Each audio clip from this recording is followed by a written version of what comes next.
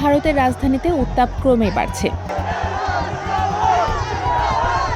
একদিকে হাজার হাজার শিক্ষার্থীর স্লোগান, অন্যদিকে পুলিশি ব্যারিকেড, লাঠিচার্জ আর কাঁদানে গ্যাস। প্রশ্ন হলো, কেন এমন বিস্ফোরণ ঘটতে দেখা যাচ্ছে দিল্লির পথে পথে, আর কেন সংসদের দিকেই এগোতে চাইছিল হাজারো তরুণ। ২০ জুলাই ককরোচ জনতা পার্টি বা সিজেপির ডাকে নয়াদিল্লিতে জড়ো হন হাজার হাজার শিক্ষার্থী ও তরুণ।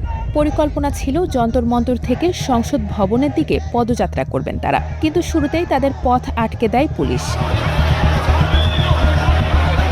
তবে বৃষ্টি, পুলিশি নিরাপত্তা, ব্যারিকেড কোনো কিছুই আন্দোলনকারীদের থামাতে পারেনি। এর আগে অবশ্য সংসদ ভবনের আশেপাশে প্রায় সব মেট্রো স্টেশন বন্ধ করে দেওয়া হয়, যাতে নতুন করে কেউ সমাবেশে যোগ দিতে না পারেন। এমনকি বন্ধ করে দেওয়া হয় কোনো কোনো এলাকার ইন্টারনেট সেবাও। বিবিসির প্রতিবেদনে বলা হচ্ছে, পুলিশের হিসেবে একসময় বিক্ষোভকারীর সংখ্যা প্রায় ১২,০০০-এ পৌঁছে যায়। পরিস্থিতি নিয়ন্ত্রণে আনতে গুরুত্বপূর্ণ সড়কে ব্যারিকেড বসানো হয়। শিক্ষার্থীরা সেখানে অবস্থান নিলে পুলিশ লাঠিচার্জ করে, পরে কাঁদানে গ্যাস ছোড়া হয়, কিন্তু মিছিল থামানো যায়নি। সিজেপির নেতারা অবশ্য সবাইকে বারবার সতর্ক করে বলেছেন কেউ যেন হিংসাত্মক আচরণ না করেন। তারা বলেন, এই আন্দোলন শান্তিপূর্ণ ও গণতান্ত্রিক। সহিংসতা আন্দোলনে বিচ্যুতি ঘটাবে এবং তা সরকারকে সুবিধা করে দেবে। দ্য ইন্ডিয়ান এক্সপ্রেসের প্রতিবেদন বলছে, সিজেপির আন্দোলনে ৫,০০০-এরও বেশি মানুষ যোগ দেবেন এমনটা পুলিশ ধারণাই করেনি। ফলে ৭ থেকে ৮,০০০ মানুষের ভিড় সামলানোর প্রস্তুতি হিসেবে পুলিশ প্রায় ২,০০০ কর্মী ও প্যারামিলিটারি বাহিনীর ৩২টি কোম্পানি মোতায়েন করেছিল। কিন্তু শহরের অন্যান্য স্থানে জড়ো হওয়া মানুষ হিসাব করলে এ সংখ্যা ৫০,০০০ বা এর বেশি ছিল। শুধু যন্তর মন্তরেই প্রায় ১৫,০০০ মানুষ জড়ো হয়েছিলেন। পুলিশের এই ধারণার কারণ ছিল, এই আন্দোলন ৩ সপ্তাহের বেশি সময় ধরে চললেও গতি পাচ্ছিল না। ২৮ জুন সোনাম ওয়াংচুক অনশন শুরু করার আগ পর্যন্ত যন্তর মন্তরে বিক্ষোভকারীর সংখ্যা ১০০ থেকে ৫০০-এর বেশি ছিল না। আন্দোলনকারীদের প্রধান দাবি, দেশের শিক্ষামন্ত্রী ধর্মেন্দ্র প্রধানের পদত্যাগ।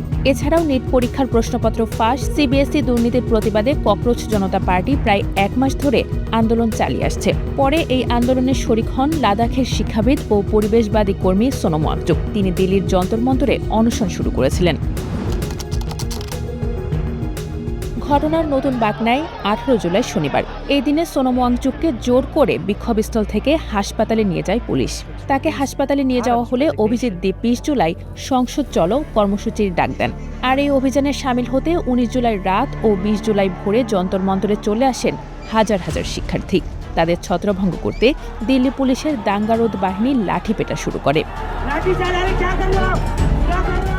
হাসপাতালে ওয়াংচুক অনশন চালিয়ে গেলেও সিজেপি নেতা অভিজিৎ দীপকে সহ অন্যদের তিনি অনশন প্রত্যাহারের অনুরোধ জানান।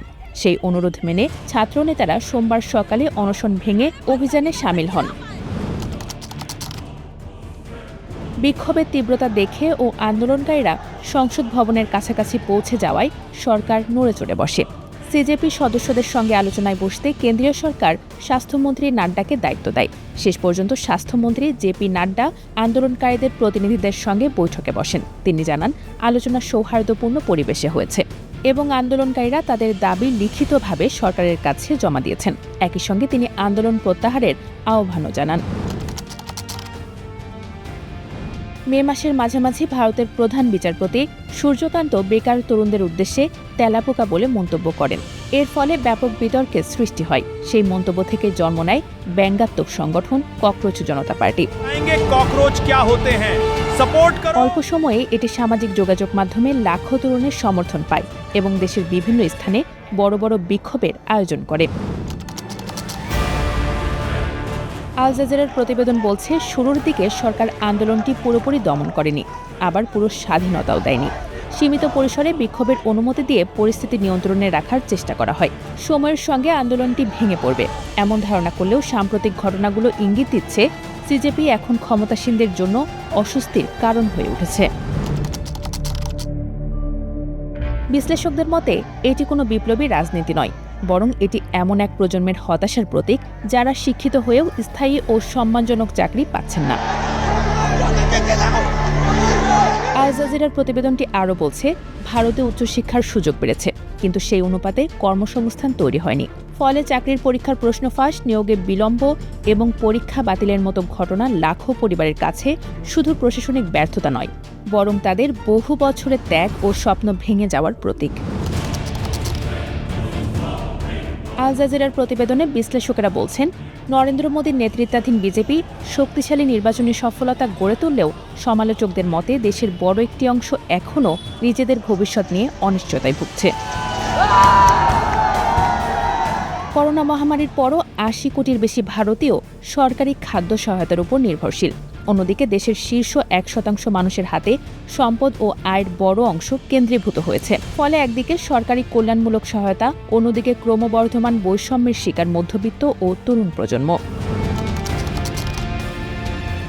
সিজেপির এই আন্দোলনটি এমন এক বাস্তবতাকে সামনে এনেছে যেখানে অনেক তরুণ মনে করেন প্রচলিত রাজনীতি, নির্বাচন, গণমাধ্যম কিংবা প্রতিষ্ঠানগুলো আর তাদের হতাশার ভাষা বুঝতে পারছে না। তাই প্রতিবাদের ভাষা হয়ে উঠেছে ব্যঙ্গ, মিম এবং হাস্যরস। সাপোর্ট করো, পেজ ফলো করো। এই কারণেই তেলাপোকা রাজনীতিকে নিছক একটি ভাইরাল ইন্টারনেট ট্রেন্ড হিসেবে দেখার সুযোগ নেই। এটি এমন এক সমাজের প্রতিচ্ছবি যেখানে অসন্তোষ প্রকাশের প্রচলিত পথ সংকুচিত হয়ে আসছে, আর ব্যঙ্গই হয়ে উঠেছে প্রতিবাদের শেষ আশ্রয়।